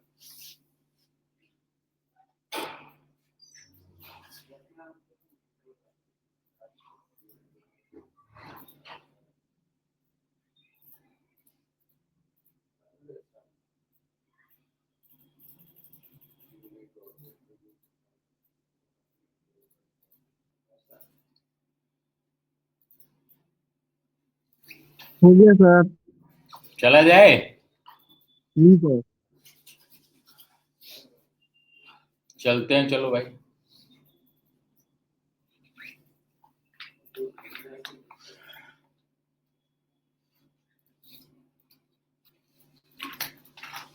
अब देखो, दो हेडिंग होती हैं, इनको कहते हैं कॉम्बिनेशन ऑफ प्रिज्म। इसको मानेंगे केस नंबर 3। प्रिज्म में 3 केस पढ़ने हैं, मतलब 3 ही हेडिंग है, ढंग से पढ़ लोगे तो हो जाएगा। कॉम्बिनेशन ऑफ प्रिज्म,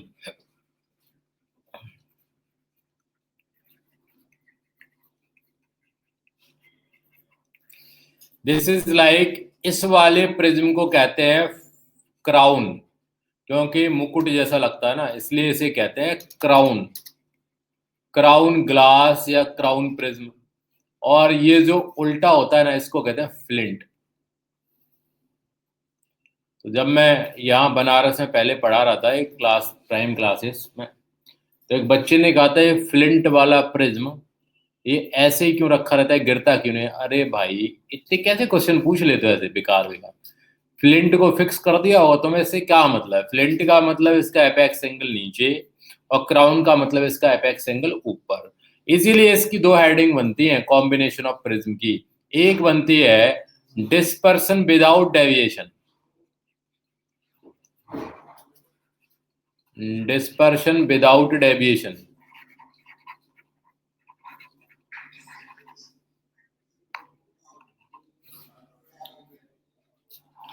अब डिस्पर्शन विदाउट डेविएशन को ऐसे भी कह सकते हैं, deviation less dispersion, deviation less dispersion, ये भी कह सकते हैं। अब एक बात बताओ, जब डेविएशन है ही नहीं, तो अगर 2 प्रिज्म हम लेके भी चलें, क्राउन एंड फ्लिंट,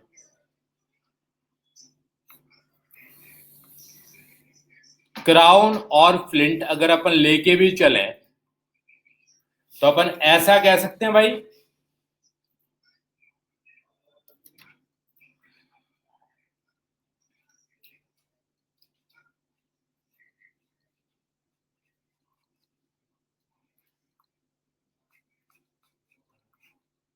ऐसा कह सकते हैं कि पहला वाला डेविएशन जो हुआ होगा वो हुआ होगा del1, और दूसरे प्रिज्म पे जो हुआ होगा वो del2। पहले वाले का एपेक्स एंगल होगा A1, दूसरे का होगा A2। पहले वाले का रिफ्रैक्टिव एंगल μ1, दूसरे वाले का μ2। तो अपन ने कहा कि हाँ भाई ऐसा है, तो दोनों अलग अलग मीडियम के आ गए अपने पास, और दोनों अलग अलग मीडियम के आने के बाद ये हमारे पास मिल जाएगा कि बताओ पहला डेविएशन कितना है। तो देखो, डिस्पर्शन देखना आसान है, डेविएशन देखना आसान नहीं है। डेविएशन अगर तुम देखना चाहो तो मैं ऐसा कह सकता हूं,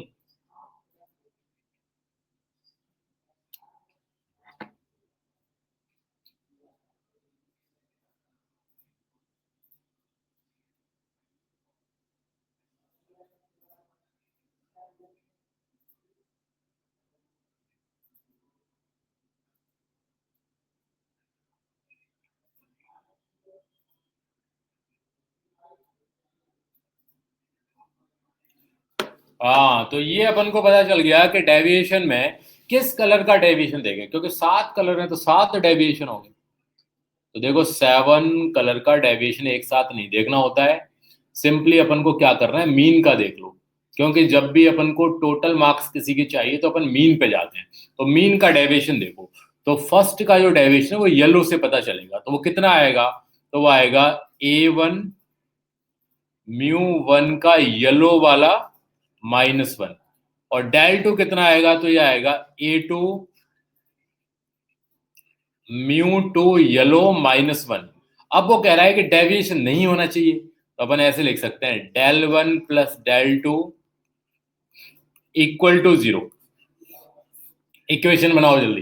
तो ये हो गया डेविएशन लेस, कोई डेविएशन नहीं है। तो डिस्पर्सन विदाउट डेविएशन का डिस्पर्सन हो लेकिन डेविएशन न हो। अच्छा, डिस्पर्सन कब होगा? ये तब होगा जब रेड और वायलेट के बीच में कोई ना कोई एंगल हो, वो पैरेलल ना निकले। फाइनली यहां से जाने के बाद वो पैरेलल ना हो, उनके बीच में कोई कोई एंगल हो, लेकिन इंसिडेंट का जो डायरेक्शन है उसके साथ येलो पैरेलल हो जाए।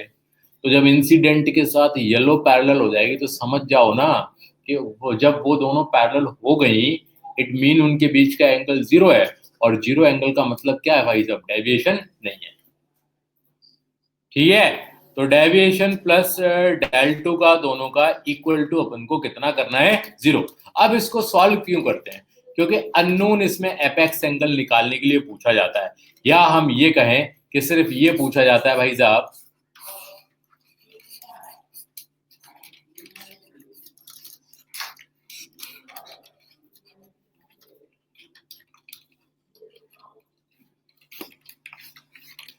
इसमें ये पूछा जाता है कि del 1 plus del 2 equal to 0 है, तो del 1 इक्वल टू आ जाएगा माइनस del 2।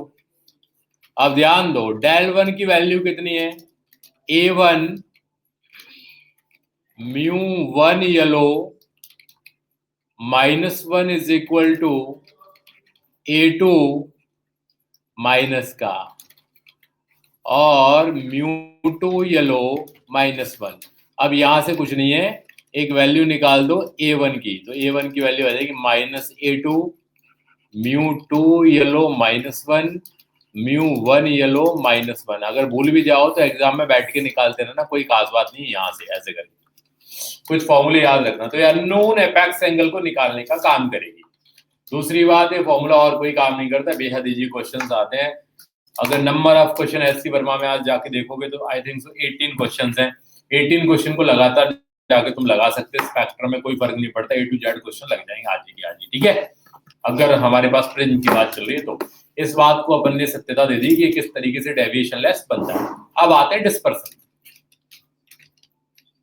अभी डिस्पर्सन है, डेविएशन नहीं था। अब डेविएशन होगा और डिस्पर्सन नहीं होगा।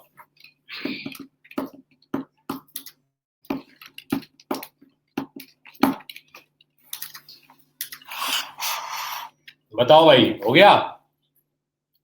नो सर, 1 मिनट में।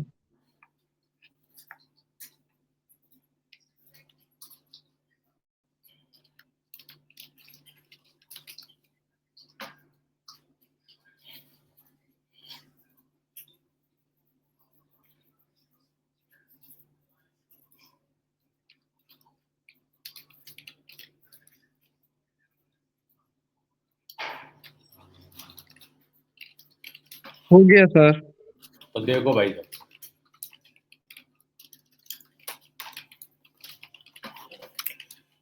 अब देखो इसमें आएगा डेविएशन विदाउट डिस्पर्सन, तो ये आएगा डेविएशन विदाउट डिस्पर्सन।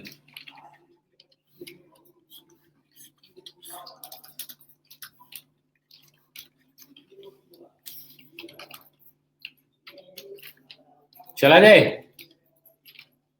ये सर नहीं है तो सिंपली बोलो ना कि θ1 प्लस θ2 इक्वल टू 0 हो जाएगा, यानी θ1 इक्वल टू माइनस θ2।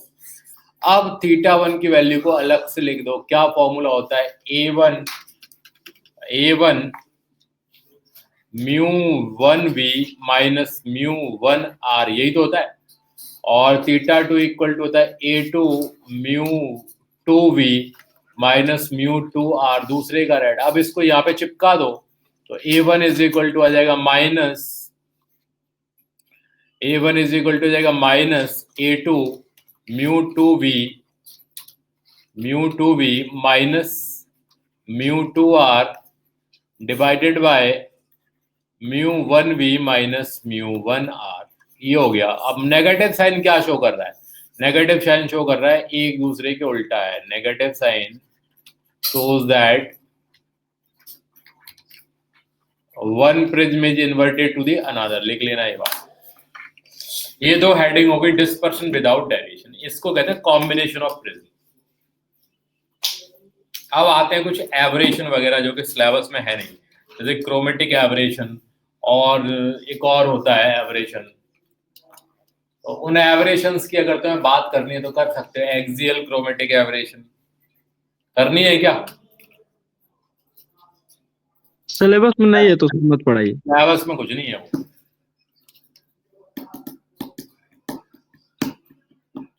तो उसके बाद फिर आएंगे टेलीस्कोप, माइक्रोस्कोप, बस उसमें भी एस्ट्रोनॉमिकल टेलीस्कोप अपने काम में है, गैलीलियन नहीं है, न्यूटन्स नहीं है।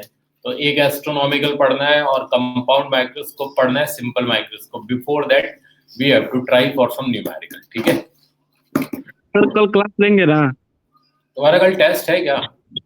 हाँ सर। तो टेस्ट दोगे तो फिर क्लास ले लोगे? कैसे लोगे क्लास? ये कितने सर बजे?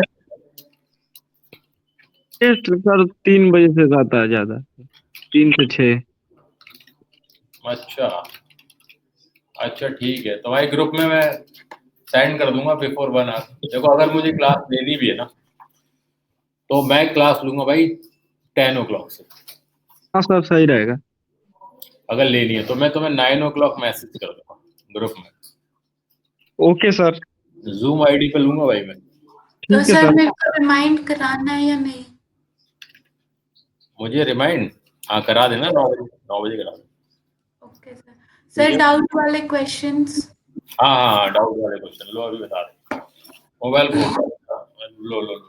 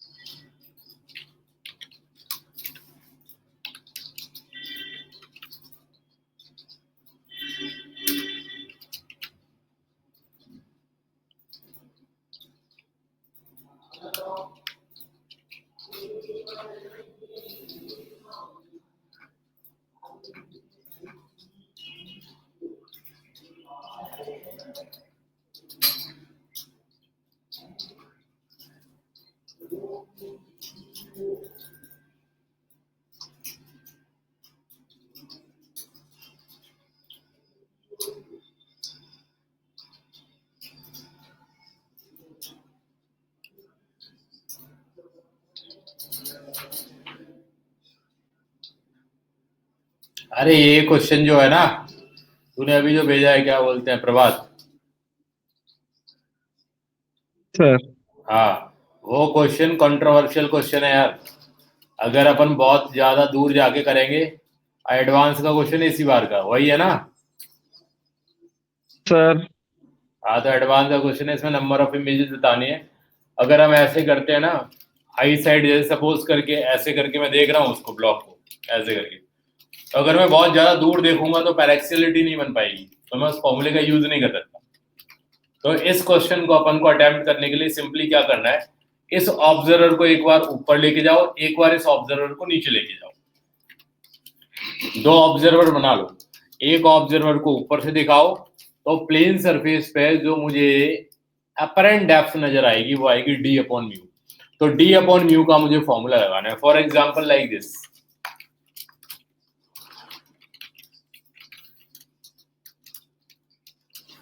इस क्वेश्चन के 2 आंसर आ रहे हैं। यहां पर ये ऑब्जेक्ट रखा हुआ है, ये लाइन साइड है जहां से ऑब्जर्वर ऑब्जर्व कर रहा है। मेरे कहने का मतलब ऑब्जर्वर यहां से एक बार ऑब्जर्व करे और ये डी अपरेंट होगा, सॉरी डी रियल होगा, और डी रियल का यहाँ पे डी अपरेंट नजर आएगा। एक बार वो यहां से ऑब्जर्व करे तो ये डी रियल है, डी अपरेंट यहां से नजर आएगा, तो 2 यहाँ पे इमेजेस बन जाएंगी। दोनों इमेजेस के बीच का सेपरेशन निकाल देना है। समझ में आ रही है बात मैं क्या कह रहा हूँ? किस बात है? तो अपन प्लेन सरफेस पे रिफ्रैक्शन करके इसे देख सकते हैं। लेकिन अगर ऑब्जर्वर यहीं से देखेगा इस तरीके से तो फिर वहां से पैरेक्सियलिटी नहीं बन पाएगी, क्योंकि इसका रीजन बहुत दूर हो गया। पैरेक्सियल बनाने के लिए हमें नॉर्मल विजन रखना पड़ता है, तो नॉर्मल इंसिडेंस करना पड़ता है, इसलिए इस क्वेश्चन के 2 आंसर आ रहे हैं। हालांकि तुमने अनअकैडमी की साइड से उठाया होगा, वहीं से लिया है, बोलेगा कुछ? सर आशीष अरोड़ा है, आशीष अरोड़ा एक बढ़िया टीचर है ना, आशीष अरोड़ा। Yes sir. इसी क्वेश्चन को जाके देखना एडवांस 2020 है ना, 2020 में जाके देखना, मिल जाएगा। उन्होंने दोनों मेथड वहां पे डिटेल्ड में बताई है। Okay sir. ओके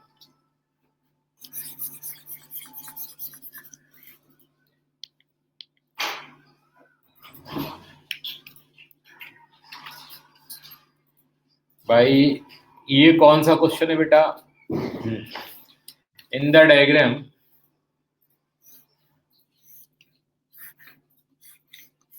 ये डायग्राम बना हुआ है ना, यस सर। R1 R2 10 दिया है, यानी ये भी 10 सेंटीमीटर है और ये भी 10 सेंटीमीटर है। एन एयर लेंस, एयर ये है, ये 3/2 है, 2/3 गलत लिख गया, ठीक है। यस सर, 3/2 ही लिया था। The focal length of the nature of the lens, ठीक बात है। यहाँ पे क्या करेंगे अपन, सीधा पैरेलल रे आने देंगे। फोकल लेंथ के लिए इंसिडेंट कैसी आती है? पैरेलल। सबसे Yes. पहले सरफेस को S1 बोलेंगे, इसको S2 बोलेंगे। क्या करेंगे अपन S1 पे चर्चा करेंगे। अब S1 की देखो लेफ्ट में अगर देखा जाए ना, तो ये तो सीधी पैरेलल निकल के आ जाएंगी, ये पैरेलल इंसिडेंट आ जाएंगे। अगर ये पैरेलल इंसिडेंट करेंगी, करने के बाद इस सरफेस पे आके गिरेगी, और गिरने के बाद हम यहाँ पे अपना ब्रह्मास्त्र लगा देंगे। कौन सा वाला ब्रह्मास्त्र भाई साहब? μ2। तो μ2 इधर का है, μ1 इधर का है, तो μ2 बोले तो एयर, एयर में बनेगा इमेज, तो इस इमेज को बोलेंगे v1 माइनस, ये μ1 में आ रहा है, तो μ1 डिवाइडेड बाय, μ1 बोले 3/2, 3/2 डिवाइडेड बाय इन्फिनिटी, कोई दिक्कत नहीं, वो 0 ही होना है, is equal to 1 minus 3/2 divided by आ जाएगा यहाँ पे r की वैल्यू यहाँ पे पॉजिटिव लेनी है, तो पॉजिटिव आ जाएगी 10। अब इसको सॉल्व कर ले बेटा, ये तो 0 हो गया, तो v1 की वैल्यू यहाँ से कितनी आ गई? 1/v1 is equal to -1/20, v1 की वैल्यू आ गई -20, कोई दिक्कत? No sir. अब -20 वैल्यू आ गई, इतनी समझ गई ना? Yes sir. अब देखो इसके बाद क्या करना है अपन को,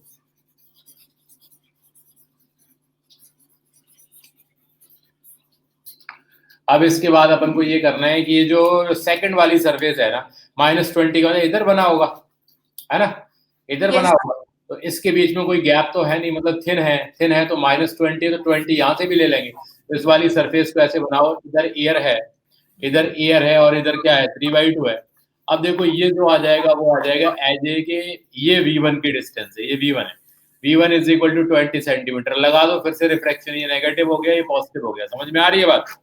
तो नेगेटिव Yes. पॉजिटिव हो जाएगा। इसके बाद अपने पास आ जाएगा, लेकिन सर F इक्विवेलेंट निकाल। बोले मेरी बात, अब मैंने ये जानने के बाद यहाँ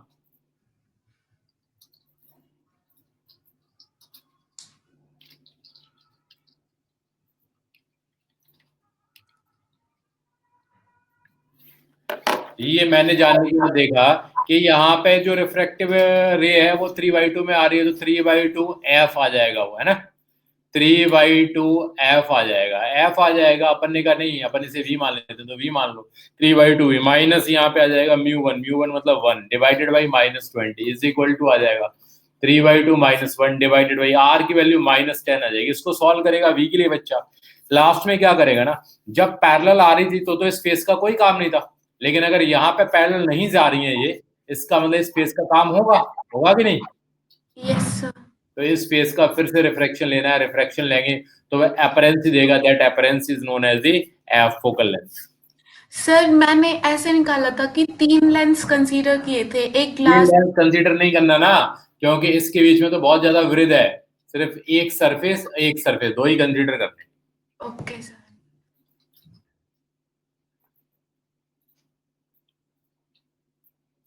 समझ गया बेटा? Length Yes. कंसीडर नहीं करनी, सिर्फ सरफेस कंसीडर करनी है। और सर कल भी 2 क्वेश्चन भेजे थे मैंने लेंस वाले। मैं कहाँ देख पाता हूँ बेटा आजकल, बहुत बिजी माहौल चल रहा है ना ये। A converging lens and diverging mirror are placed at a separation of 20. Focal length of the lens is 30 and that of mirror is 50. Where should a point source be placed between the lens and the mirror so that after getting reflected by the mirror and then getting transmitted by the lens comes out parallel to the principal focus? So parallel comes out parallel to principal axis. Principal axis से parallel आए। बहुत आसान है बेटा ये तो।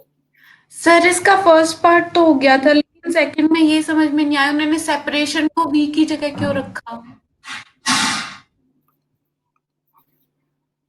एक बेटा ऐसा है कि ये लेंस बना हुआ है और ये अपन को डाइवर्जिंग मिरर दिया हुआ है। कह रहा है बताओ ऑब्जेक्ट को कहाँ रखूं कि पैरेलल निकल के जाए। जब यहाँ से पैरेलल निकल के जाएगी ये रे, तो पैरेलल रे निकल के जा रही है, इसका तो फोकस से ही आई होगी ना भाई। Yes, Focus sir. के अलावा तो कोई ध्यान नहीं रखता। क्या समझे बेटा, बोलो। Yes sir. अरे इमेज तो फोकस पे ही बना रहा होगा ना यार वो। तो यहाँ Yes. पे इंटरमीडिएट इमेज बन रही होगी। मान लो ऑब्जेक्ट यहाँ रख दिया ओ, तो ओ से जाने वाली जो रेज आ रही है वो कम से कम यहाँ पे इस तरीके से आ मिले तब जाके पैरेलल जाएगी। समझ में आई कुछ?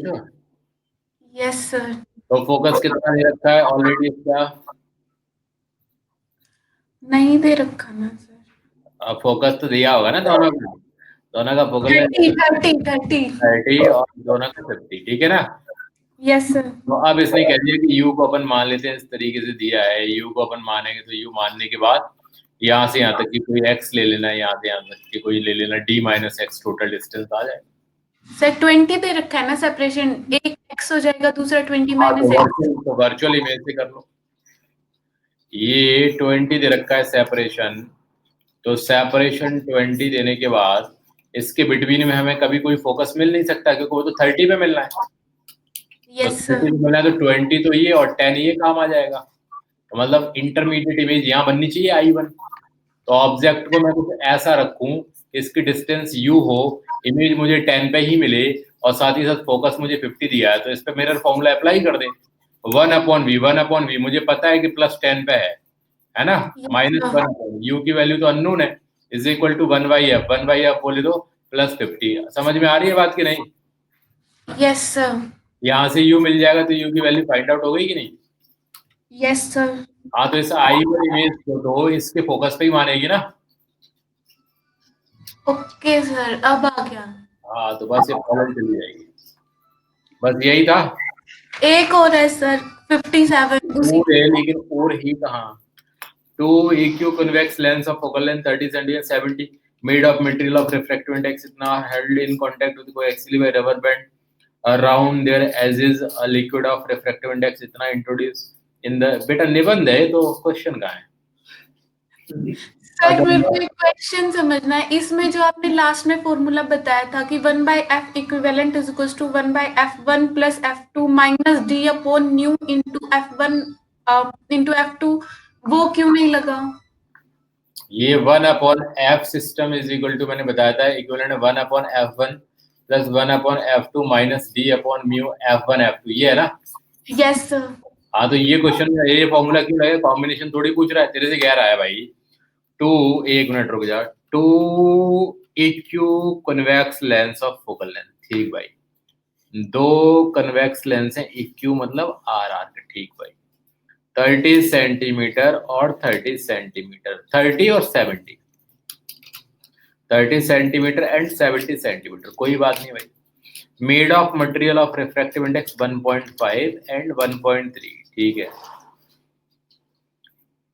अच्छा, are held in contact, material refractive 1.5 are held in contact coaxially by rubber band round their edges, ठीक है। Liquid of refractive index 1.3 introduce, ये भी 1.5 का ही है। तो इनको 1.5 वालों को रबर से ऐसे करके बांध दिया और इसमें भर दिया कोई लिक्विड। इस लिक्विड का रिफ्रैक्टिव इंडेक्स 1.3, ठीक। Introduced in the space between the lenses, filling it completely. Find the position of image of a luminous point object placed on the axis of combination lens at a distance of 90। देख बेटा, जब ये कहता कि ये object infinite पे रखा है तो तू यहाँ से निकाल देती क्योंकि इमेज फोकस पे ही बनती, पता है कि नहीं? Yes sir. लेकिन अब इस फॉर्मूले को लगा और लगा के पहले फोकल लेंथ लेके आ। अब देख 1 upon F equivalent is equal to देगा 1 अपॉन ये कॉन्वेक्स है 30 पॉजिटिव प्लस 1 अपॉन 70 पॉजिटिव और माइनस डी की वैल्यू तो कुछ है ही नहीं, तो डी की वैल्यू तो कुछ है ही नहीं यहाँ पे, तो डी आ जाएगा 0, कोई दिक्कत नहीं है। ठीक है बेटा, अब यहाँ से फोकल लेंथ आएगी ना, तो इस फोकल लेंथ का 1 upon v minus 1 upon u equal to 1 upon F use करेगी तब आंसर आएगा। Okay sir, clear sir, thank you sir. चलें भाई लोग, yes sir, bye bye bye bye. Thank you sir.